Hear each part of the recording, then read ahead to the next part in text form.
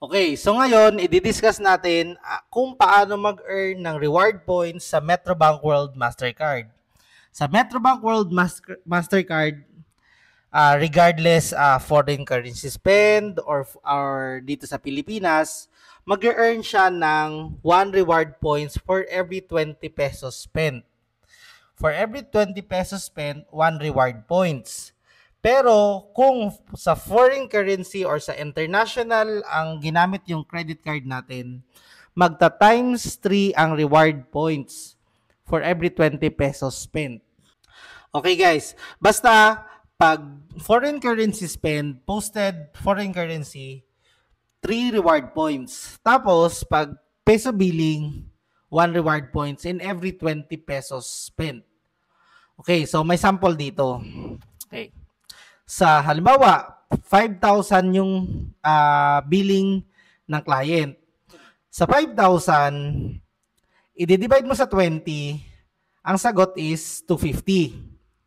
Dahil may 250 reward points na siyang na-earn, dahil foreign currency siya, times 3, magiging 750 yung na-earn niyang reward points sa 5,000 pesos spent niya. Dahil sa air miles, ang kailangan na points sa air miles is 2.5 points, 1 air mile. So, ang 750, divide natin sa 2.5, ang magiging sagot is, ang na-earn niyang air miles is 300 air miles.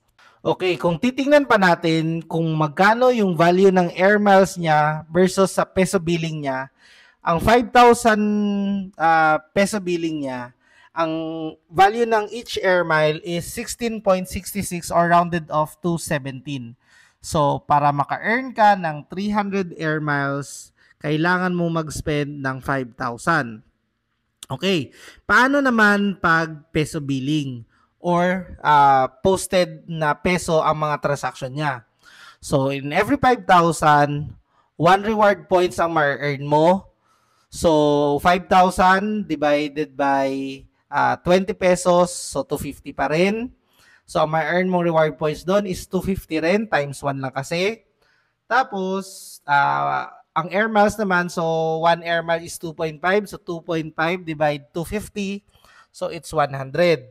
So, 100 air miles lang ang na-earn mong air miles sa peso billing mong 5,000. Compare mo dun sa foreign currency mo na spend na 5,000, ang na-earn mo dun is 300.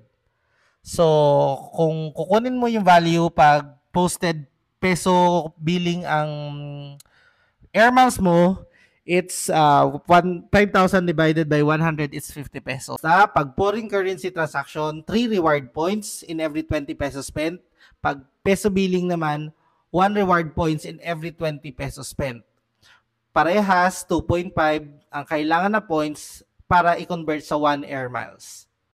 Okay, next video ko naman is para sa air miles. Kumpara sa ng air miles, ilang air miles ang kailangan gamitin para papuntang Hong Kong or papuntang US.